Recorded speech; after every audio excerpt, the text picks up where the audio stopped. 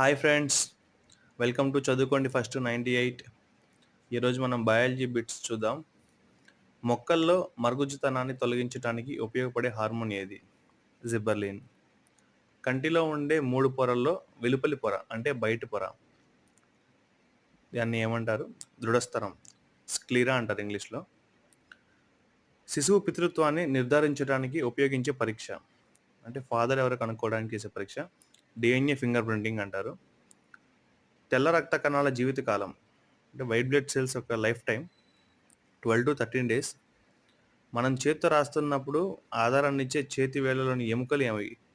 వాటిని ఫ్యాలింజెస్ అంటారు. మనం రాస్తున్నప్పుడు ఫింగర్ సపోర్ట్స్ ఉంటాయి కదా, ఆ ఫింగర్ సపోర్ట్ని మనం ఫ్యాలింజెస్ అంటాం. మిక్సోడిమా వ్యాధి దేని లోపం వల్ల వస్తుంది? థైరాక్సిన్ లోపం వల్ల మిక్సోడిమా వ్యాధి వస్తుంది. కలుపు మొక్కల్ని చంపడానికి ఉపయోగించే హార్మోన్ ఏది? ఆక్సిన్స్. మానవుడి జీర్ణాశయంలో ఉత్పత్తి అయ్యే ఆమ్లం హైడ్రోక్లోరిక్ ఆమ్లం.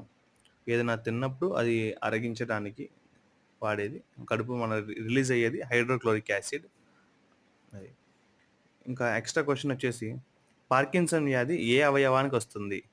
దీని ఆన్సర్ మీరు కామెంట్ సెక్షన్లో చెప్పండి. మీకు ఏదైనా ఎక్స్ట్రా కంటెంట్, ఇంకేదైనా కంటెంట్ కావాలి అనుకుంటే నాకు కామెంట్ సెక్షన్లో తెలియజేయండి. Thank you.